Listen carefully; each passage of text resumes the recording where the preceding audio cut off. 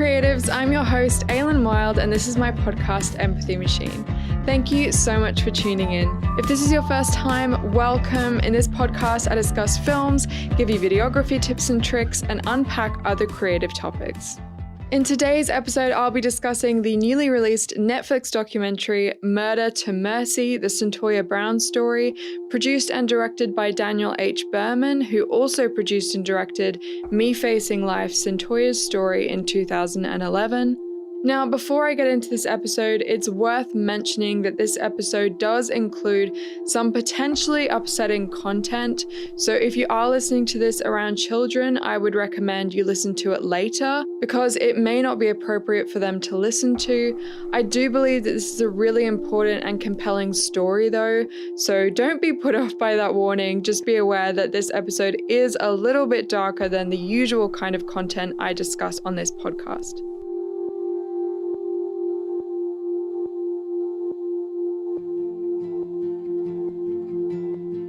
Okay, so before I get into this discussion, it's also worth pointing out right from the beginning that this is an unauthorized documentary.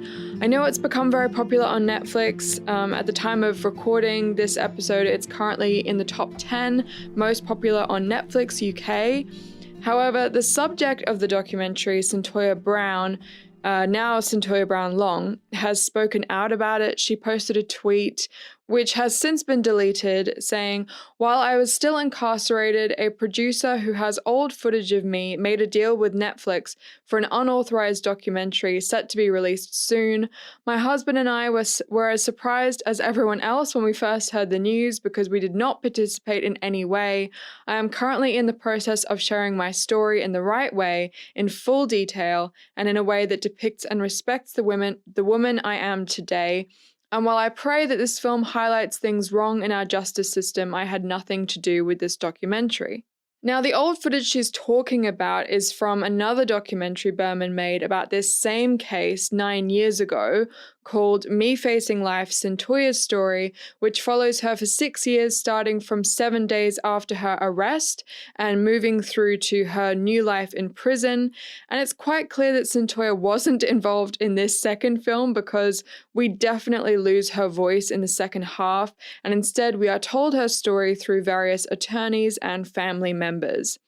Anyway, just keep that in mind if you do decide to watch this film. The documentary starts in quite an unorthodox way. It's almost like you watch a trailer for the film before the opening credits, and I actually had to check whether I had accidentally clicked on the trailer when I started watching it. It takes you through every single important event in the film in the space of 2 minutes, and it reveals all of the big reveals and emotional moments before you even have a chance to breathe, which I found really quite jarring and a little bit annoying. So after the weird pre-film trailer thing and the opening credits with the cheesy music, we see the chronology graphics, which will become very familiar throughout the film as they used a lot to tell you exactly what point in time it is. I also found these quite jarring because it feels like they break the flow of the narrative quite a bit, and somehow it feels very basic, like it's literally just telling you exactly what happens in the story from beginning to end.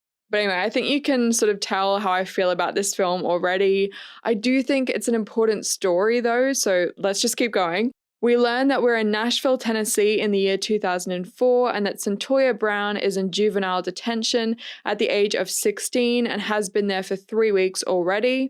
We learn that the offense for which she's been arrested occurred on the night of the 6th of August and that she was arrested on the 8th. Cyntoia introduces herself to us and tells us that she has been charged with criminal homicide, aggravated robbery, possession of a handgun, and criminal impersonation. She says, "Most of my life I've been feeling how everybody else wants me to feel and saying what everybody else wants me to say. That's because I was so wanting to be loved because I never really felt like anybody loved me." She then talks about feeling tired and weary because of her upbringing and how it forced her to grow old very quickly. We see footage of her reading the Bible in her orange jumpsuit, which is clearly supposed to elicit feelings of empathy for her, which feels a little contrived to me if I'm perfectly honest. Despite this though, I definitely did feel very strongly for her very early on. She says, I just keep setting myself up for failure. I fall every time, and each time I fall harder, and I'd say that this has been my hardest fall. And it's immediately striking to me how clearly intelligent this young girl is. It's quite hard to articulate, but there's just something about her that you just know that she's got something inside her that's fueling her and pushing her on despite what's going on around her. Like I said, I felt for her immediately, even before anything else was really revealed. I think because there's a lot of close-ups of her face and her eyes are just so open and searching. She honestly just looks like a little lost girl who needs love, and you can clearly see that she's been through a lot already. We then hear Catherine Evans Simbach, Cyntoia's attorney, tell us that the state wants to transfer her to the adult justice system because of the severity of her crimes.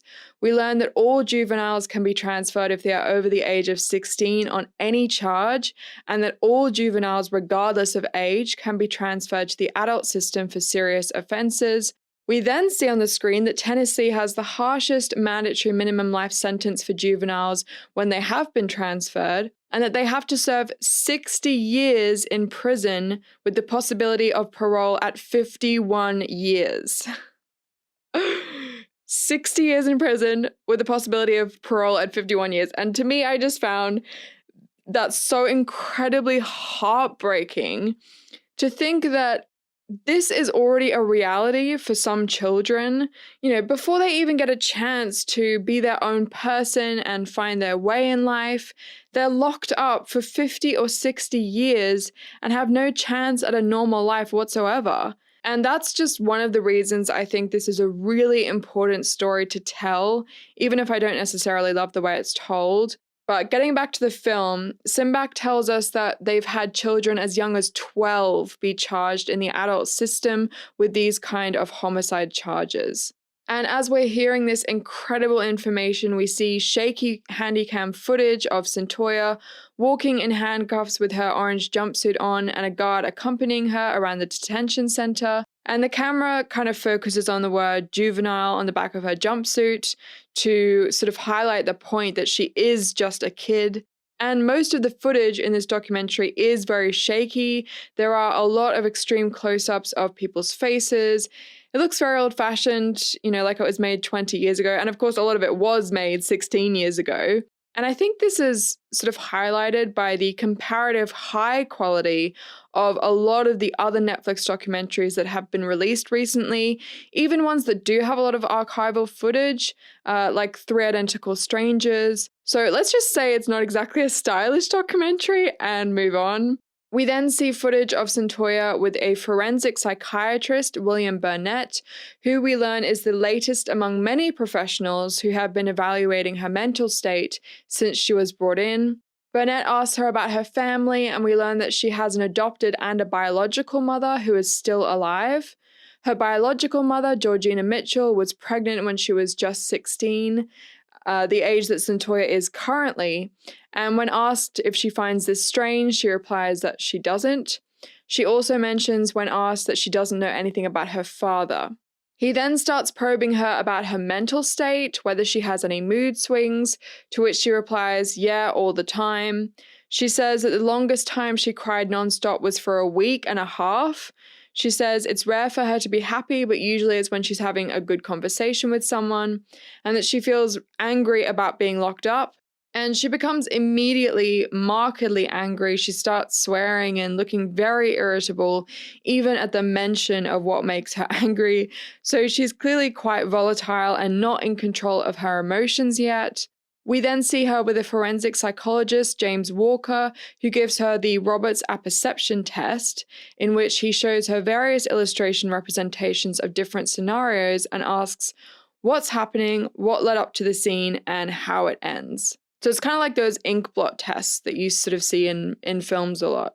In response to a picture of a girl lying on the ground with another girl standing beside her, she says, I think she killed the little girl, that she's feeling bad, and that she's just realizing what she's done. And to be fair, that's exactly what the picture looked like to me as well. But what's more concerning is her response to the second two pictures we see. In the second picture, we see a man and a woman kissing and a little girl looking at them. Cyntoia says that they were arguing and that the little girl really didn't want the man to kiss the woman, but that he forced her. And finally, in the third picture, we see three girls, one of whom is holding another's sleeve, and the third one is watching. And she says the girl holding the sleeve is demanding she give her the money, and the other girl is looking on and enjoying it. And she's clearly getting angry as she's speaking, saying, I swear I hate people like that, and that they're just doing it because she's black. She says they used to be friends, but, they were just using her. So it's very clear by just this little bit of insight that this teenager is extremely mentally disturbed. We see a huge stack of papers which we learn are the results. And if you pause the film, you can read something about the findings being consistent with someone who has been sexually abused, that she is living in near constant chaos, that she displays a lot of anger, aggression, and rejection. It also says that she has borderline personality disorder, that she has suffered separation anxiety, has post-traumatic stress symptoms, depression, and schizotypal features. It says she has an extreme preoccupation with sexual matters, which is usually seen in people who have been sexually abused. And Burnett says about the apperception test, all her stories were chaotic and none of them had a resolution. He then says that she is extremely paranoid and anxious, which seems to explain her reaction to the situation when she was in, which led up to her arrest. He says she has a serious personality disorder which requires therapy in a good, wholesome residential program. So we have this picture of a quite significantly mentally disturbed young girl who needs professional guidance and help.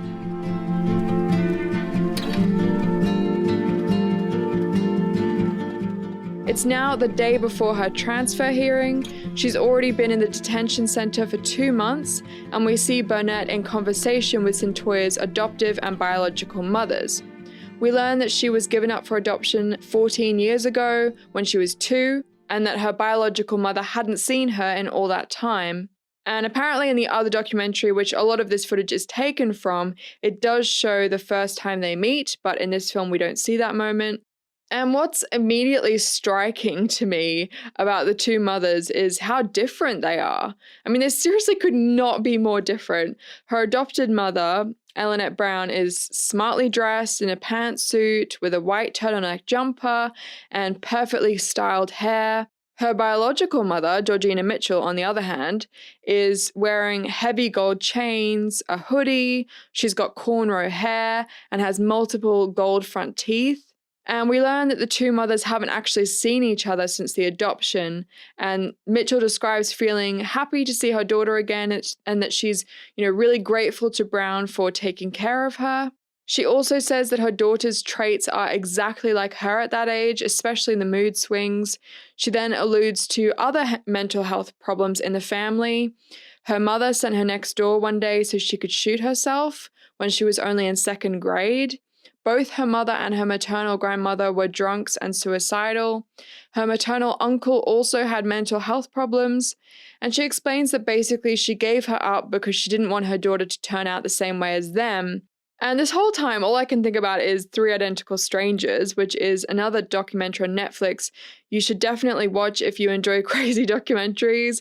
It's a long story, but basically they touch quite a bit in that film about mental illness being genetic and the debate about nature versus nurture. And I think this story is very interesting because of the difference between the two mothers. You'd think she would grow up to be a well-rounded member of society because that's how her adoptive mother comes across, but the fact that she ended up in the situation she ended up in is very strange to me because generally you think about people being born in that kind of situation, not having a choice and having a way out, whereas Cyntoia very much did. Cyntoia's mother, we find out, sadly didn't really have a way out of that way of life. She had Cyntoia on her 16th birthday. She describes drinking and smoking marijuana and being blitzed off her mother's vodka by the time she got to school. She says she would drink entire bottles of vodka by herself, and this was almost on a daily basis. She drank excessively throughout the first 8 months of Cyntoia's life, and in the 9th month, she started doing crack cocaine as well. And this was also when she began prostituting in order to fuel her addiction. She describes being repeatedly raped, including from the ages of 6 to 10, by a relative of their neighbor, whom her mother would send her off with despite her begging her not to send her. He would pay her $20 afterwards, which she said was sex trafficking at its finest. She then says she's had guns to her head, she's been robbed, and she's also spent time in prison. We also learn that her mother, Joan Warren, endured a similar tragic life. She says the sadness in Toya's eyes, it came from genetics. She says, my life has been so horrible, the rapes, the beatings. She says she became pregnant with Cyntoia's mother during a rape and that this experience never left her. She says there's no hope for any of them and that they all carry these burdens with them for life. So you certainly get a sense that had Cyntoia stayed with her adoptive mother in that kind of environment, her life would probably have been filled with a lot of pain. Her adoptive mother says she had her on and off since she was 6 months old. She says Cyntoia was kicked out of school and had to go to an alternative school. She then ran away when she was 12 and was gone for a few days. She had many other behavioral problems and left school again. Eventually, Brown got a call from the police. She says that perhaps school was too structured for her and that Cyntoia didn't want to be at home because she couldn't smoke, drink, or get high. And as she's saying this, the camera is focusing on Mitchell's face, and you can see how this information clearly upsets her. And all I could think of was, how awful must it be to first of all give up your child because you love them and you know that they'll be better off with someone else. But secondly, to find out years down the track that they have ended up in exactly the same place as you anyway. It almost feels hopeless, but stick with it because it does get brighter, I promise. It's now November of 2004 and we are inside the transfer hearing, which is the hearing which will decide whether her case will be heard as a juvenile or as an adult. And this is the first time we actually hear about the incident itself from Cyntoia. So this all happened, remember, after she ran away from home. Her mother didn't know where she was. She was living with her boyfriend Cutthroat, which was his street name, who started out as her boyfriend but basically became a pimp. She says, we were either getting high or having sex. That's all we ever did. Cut tells her that she's being lazy and a slouch and that she needs to go out and make them some money, which we hear later wasn't the first time. Basically, as a 16-year-old girl, she would go out and prostitute herself in order to bring back money for him to buy drugs. So by today's standards, she was a sex slave, but throughout the entire trial, they refer to her as simply a prostitute. She goes out, as she's done before, to this area she knows is a hangout for prostitutes, and a 43-year-old man named Johnny Allen picks her up. She wants to go to the hotel nearby like she normally does, but he insists that they go back to his place, which she says immediately made her nervous. On the way, he talked about how he was a real estate agent, he did a lot of volunteer work and was a big deal in the community. He also says he used to be in the army, and we find out later that he was also quite prevalent in the church. I read somewhere he was a pastor, but I'm not sure if that's true. He's evidently very wealthy, and he tells her that women usually want him for his money. They arrive at his house, and he immediately starts showing off his guns. He has this big cabinet of guns, and, he's displaying them to her as she's eating, which makes her increasingly more nervous. She adds that he reminded her of Cut, and in an attempt to alleviate her nerves, she asks if they can go downstairs and watch some TV in order to be closer to the door. And she kind of gives us an insight into what's running through her mind at this point. If something happens to me, no one knows where I am. Who am I to him? He's this big important guy and I'm no one. She says she's a nervous wreck. And, because the documentary has already given you an insight into her fragile mental state, this makes a lot of sense. She then starts to describe how, during the lead up to her shooting him, he started to become quite aggressive. She said he gave her fierce looks that sent chills down her spine, and essentially she was completely terrified out of her mind. Finally, he turns away from her and leans over the side of the bed, and immediately she's thinking he's reaching for a gun. So in a panic, she reaches for her own gun given to her by Cut and shoots him in the back of the head. She then takes his wallet and his truck, presumably because she can't return to Cut empty-handed, and 2 days later, she's arrested. Now, obviously, when you shoot someone in the back of the head and your only defense is that they looked scary, that's not going to hold up very well in court, and it doesn't. The prosecutor scathingly grills her about killing an innocent man while he slept so she could steal from him, and it's not really looking great for her at this point. We then see footage of her after the trial basically saying she thought it went well and that the judge would see her side and understand and wouldn't transfer her to the adult system. However, the judge does decide to transfer her. We then see footage of her awaiting the trial in March of 2005 after having been in detention for 7 months. She says she's expecting and hoping to go home, and she's clearly very intelligent. You can definitely see a really bright mind in the body of this broken child who's still fighting for her chance in life despite the situation she's in. We also learn that she has had to find a new legal team because she's now in the adult system, and we see her writing a detailed diary for her new lawyers to read so they understand her story from her perspective and all the events leading up to the incident. A few months later, we see the attorneys talking about the trial. We are introduced to Wendy Tucker, who wants her to be reevaluated by a psychiatrist now that she's being classified as an adult. And we learn that they're essentially trying to prove that the murder was not premeditated, which would downgrade it to second-degree murder rather than first-degree. They also talk about how they don't believe she fully understood her Miranda rights when she gave her statements to the police, which we then learn is true of 90% of arrested juveniles. We also find out that she was misled by the officers who told her they would get her a better deal and reduce her sentence if she gave them all the information. Another year goes by. It's now August 2006, and she's been in detention for 2 years. We see heartbreaking footage of her staring through the little window in the door of her cell, her hands poked out through the slot in the door to get her handcuffs put on. She's clearly put on quite a bit of weight. She's much more subdued now. We follow her on the way to the trial with chains on her hands and feet so she can barely even walk. And, as she's stepping out of the police car, the officer accompanying her extends a fist for her to take as she steps down, not even offering her his hand. She describes not really knowing how to act around the jury. Should I look at them? Should I not look at them? And she says it's very hard to listen to people telling bogus lies about you and not react.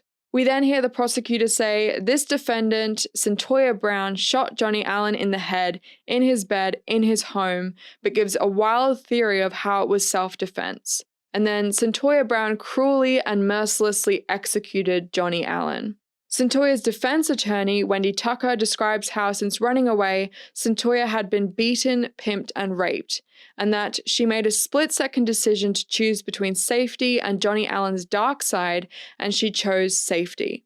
And we then see that Cyntoia hasn't managed to compose herself during this. She's clearly very upset hearing all of this dredged up again, and she's silently crying in her booth. We then hear from Cyntoia's adopted mother. She clearly loves her daughter, and her daughter clearly loves her. And this is the first time we sort of see this. And we see it in one brief but very powerful look between the two as Brown says she's her mother. We then hear audio of a phone call between them in which Cyntoia says she executed Allen. And to me, it's very obvious that this isn't a confession.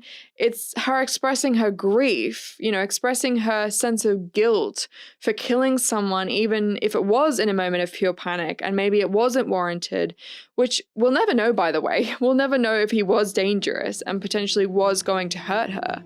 But the prosecutor is absolutely ruthless. He paints her as essentially a psychopath who is trying to trick the jury into leaving their common sense behind.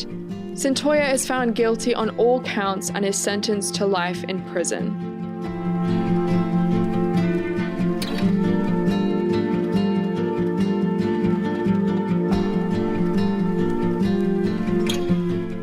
After the trial, we see Cyntoia on the phone to her adopted mother as she's breaking the news, and it's very striking to me just how calm and composed she is. She says, "I got life," but then incredibly she goes on, "I'll be fine. Mummy, don't stress yourself. I don't want you to have a heart attack or a stroke or nothing. That's the only thing that would get to me. I have one mama. My life's not over. It's just a change of plan." I mean, wow. Can you imagine Being told as an 18-year-old that you're going to be in prison for the rest of your life, or at least for another 50 or 60 years anyway, and your first reaction is to be concerned for the health of your mother. I honestly have so much respect for this girl, and I think we can all learn something from her, especially in these strange times where all of us are locked up in one way or another. And that line, "My life's not over, it's just a change of plan," I feel like sticking that on my wall or something. Like, that coming from someone in that situation makes me feel like I can always adjust to whatever life throws at me. It's just incredible.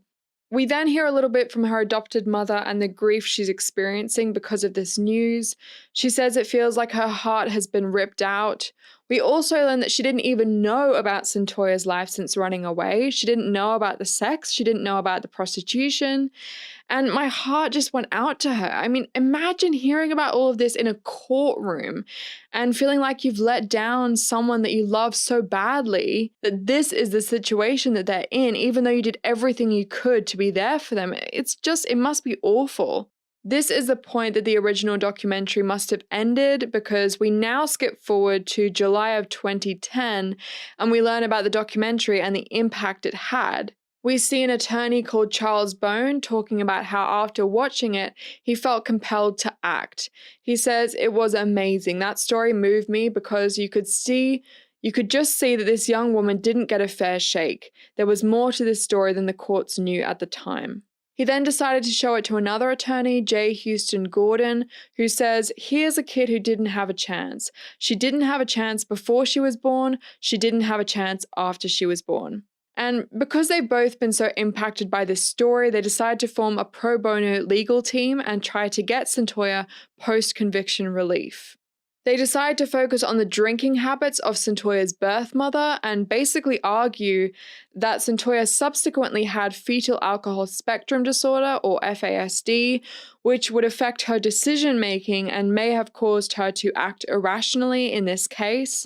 According to the Centers for Disease Control and Prevention, FASD symptoms can include difficulty with attention, difficulty in school, learning disabilities, intellectual disabilities, and poor reasoning and judgment skills. So Gordon and Bone, along with Catherine Evans Sinback again, spent a lot of time and money looking for an expert on FASD to help them with their case. And clearly they're all very passionate about the case and about Cyntoia. They clearly care about her on a personal level as well as a professional level. We then jump to November of 2012 at the appeal hearing, and we see a little footage of Cyntoia, who is looking a lot older, obviously.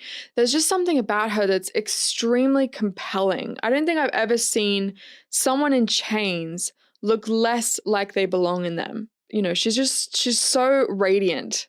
She talks about her 22nd birthday being difficult because, you know, she wasn't in jail. She could have been graduating college. But she says, "It's made me stronger. It's made me wiser and more resilient." She then talks about how she's planning on going to college from jail and that one of the universities offers associate's degrees to prisoners. We then learn on the screen that 81% of cases submitted for review in the States are denied. So she definitely has a very steep battle ahead of her. We're now inside the trial, and her former defense lawyer, Wendy Tucker, takes to the stage and basically has to justify why she didn't present the information about Cyntoia potentially suffering from FASD during the original trial. She says she wasn't aware of it until she saw the documentary. We then see the psychiatrist talking about how the brain is affected during alcohol, which he describes as a particularly heinous poison. He says she is seriously impaired. If you just look at her cognitive or neuropsychological testing alone, the discrepancy between her tested IQ and her other abilities is really remarkable. She does not function like a person. Her functional abilities are terrible, so terrible that they are equivalent to a person with mild mental retardation. He then goes on to say that it is well known that a lot of people with FASD have problems with the law. And as he's saying all of this, Cyntoia is clearly upset. She's in tears. And all I could think of was that this is yet another battle that she's being asked to face. Not only was she in prison, But now she's being told that she has mild mental retardation. You know, she wants to go to college. She wants to have as much of a normal life as possible. And she's just facing roadblock after roadblock. And as if that wasn't enough, her relief is denied. And you're like, could this get any worse? Like, I don't know if I can take another disappointment. But Cyntoia, as usual, reacts in a much more admirable way. She says, "My life is going to continue. I'm not going to stop." Another 4 years go by and it's now December of 2016. We hear audio of what sounds like a phone call with Cyntoia, although it's not clear who she's speaking to. She talks about maintaining positive, healthy relationships with positive, healthy people, and that she refuses to be a part of some of the activities of some of the other inmates. She says you have to fight to have the kind of life that has some kind of meaning, some kind of worth, and some kind of value. Another year goes by, and in December of 2017, Cyntoia's case gets picked up by a US TV station who reports on how her story helped change a Tennessee law. It says that minors can now no longer be charged and sentenced as prostitutes, and that today she would be considered a sex slave. This is when everything explodes. The report goes viral, and it seems like the entire world is outraged. Multiple celebrities like Rihanna, Kim Kardashian West, Lana Del Rey, Ashley Judd, and others post about it on social media using the hashtags Free Cyntoia Brown and Justice for Cyntoia. Petitions are started, and around 1 million tweets are created using the hashtag Free Cyntoia Brown. Cyntoia then decides to seek the help of the governor and request clemency, which is when a prisoner can ask a public official, such as a governor or the president, to lower or moderate the harshness of punishment imposed on them. Clemency hearings are rare and usually don't work, but her petition is very strong. It's filled with letter after letter of recommendation from some very prestigious people in the community who love and support her. We learn that she now has completed 2 degrees from within prison, a Bachelor of Professional Studies with a major in organizational leadership, and a liberal arts degree. We learn that she is also very interested in stopping sex trafficking and is currently writing her term paper on the topic.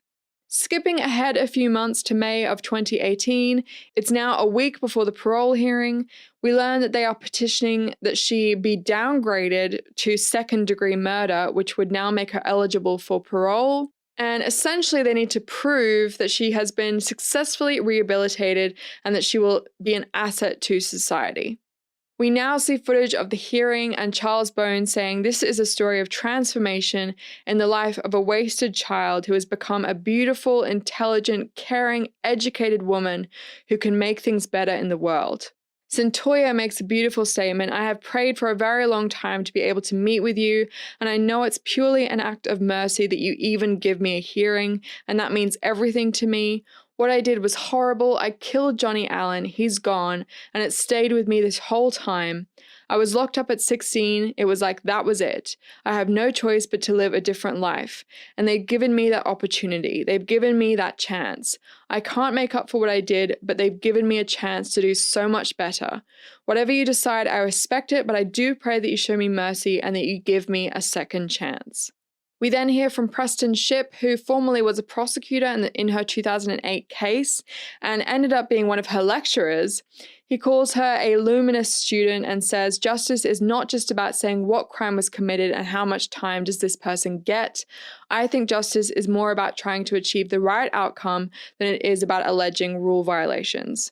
He says that he apologized to her and that her gracious response was that he was only doing his job. And everyone in this trial is in tears. She's in tears. Her defense attorneys are in tears. They're all talking about how wonderful she is and how precious she is. And it's obvious how close they've all become to her. The panel ends up having a split vote. 2 of them think her case should be downgraded to second-degree murder. Another 2 say the parole date should be moved to August 2029, so after she's served 25 years. Another 2 say her application should be denied. And honestly, I just couldn't believe how anybody could listen to those stories or read that giant petition and still say that she is a harm to society and should stay in jail until she's an old woman. I couldn't believe it. Thankfully, though, the final decision is in the governor's hands, and in January of 2019, so 8 months later, after being in jail for a total of 14 years and 5 months, the judge decides to commute her sentence to 15 years, making her release date August of 2019. She would then be in probation for 10 years, but would be out of prison.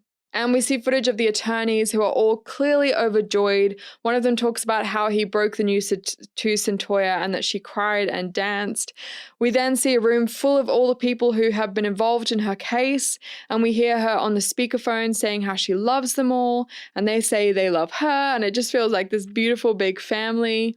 Sinbak, who has been with her from the start, says it's the culmination of 15 years of hard work and tears and anguish and joy. And Cyntoia says, I have a whole new family, a whole new community of people who love me, who believe in me, who support me.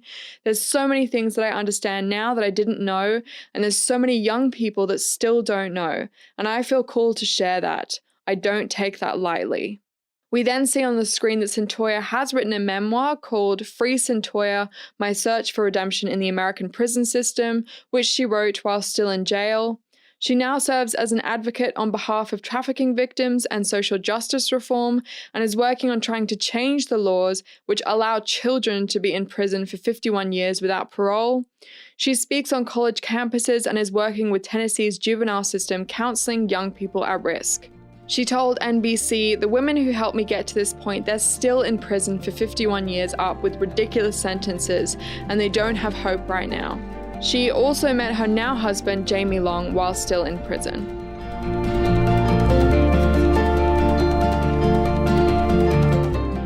I have quite mixed feelings about this film, as you can probably tell. I think the story itself is incredibly powerful and important, and in that sense, I would recommend everyone, especially if you are in the US, to watch it and to really take it in, because I don't think we hear enough stories about the other side. I think we hear a lot of stories about the victims of crimes, we hear about psychopathic killers and murderers, but we rarely hear about the ones caught in the crossfire. This isn't the story about someone who was wrongfully committed. This isn't the story about someone who is innocent. This is the story of a guilty person, but a guilty person we can actually relate to, a guilty person who looks just like us, a guilty person who, through a series of events out of their control, found themselves making a decision they regretted, just like we all do. And no, most of our bad decisions don't involve murdering anyone, but what if they did?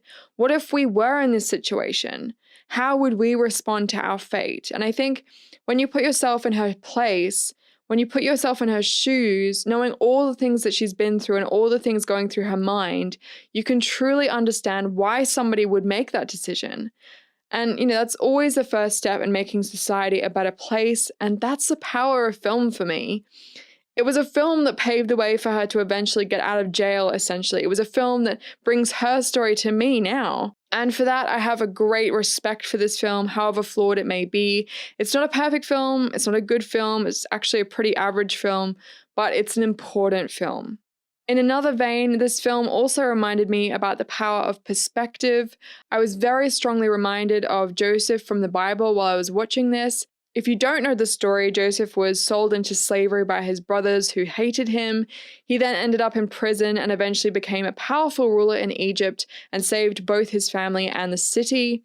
But none of it would have been possible without the hardship he faced, which is exactly the same for Cyntoia. If she had never gone to prison and been given a life sentence, she would never be doing the work she's doing now. She may not even be alive. I was doing a bit of research, and her boyfriend, Cutthroat, died a year after she was arrested during a drug trade. So actually going to prison quite possibly saved her life. It got her off the streets and out of that cycle of addiction and trafficking. It gave her resilience. It enabled her to meet her husband, who heard her story and went to visit her in prison.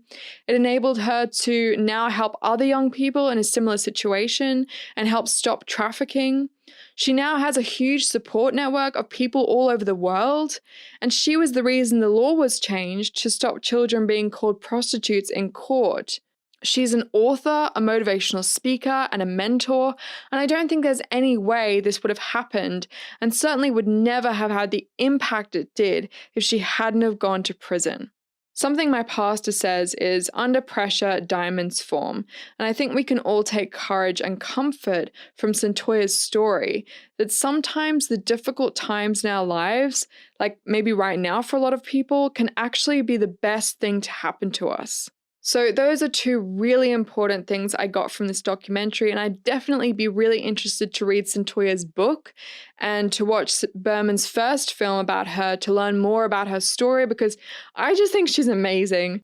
I'm not going to stay long on the negative side, but I definitely think this documentary should have been much better than it is.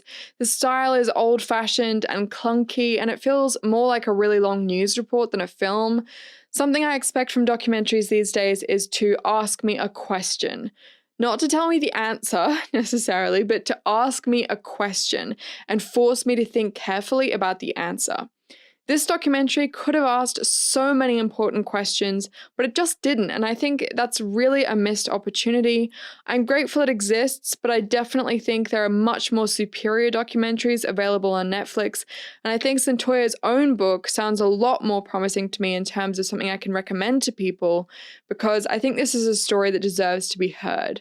If you are interested in this story, there's another film that Netflix just released called Lost Girls, which is about the true story of a woman whose daughter is a prostitute and is murdered, and essentially the police do very little to investigate it because of her profession. There's also a fantastic documentary on Netflix called 13th, which is really powerful and everything this film should have been, so definitely check that one out as well.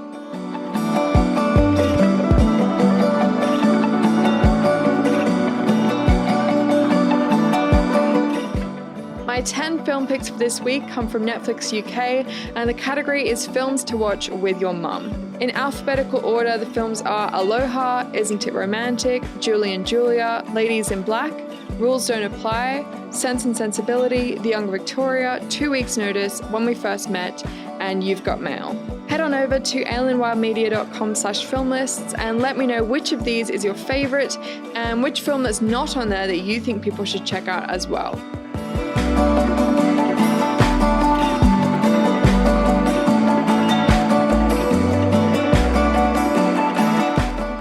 Okay, that's it for today's episode on Murder to Mercy. Thank you so much for listening, and I really hope you enjoyed it.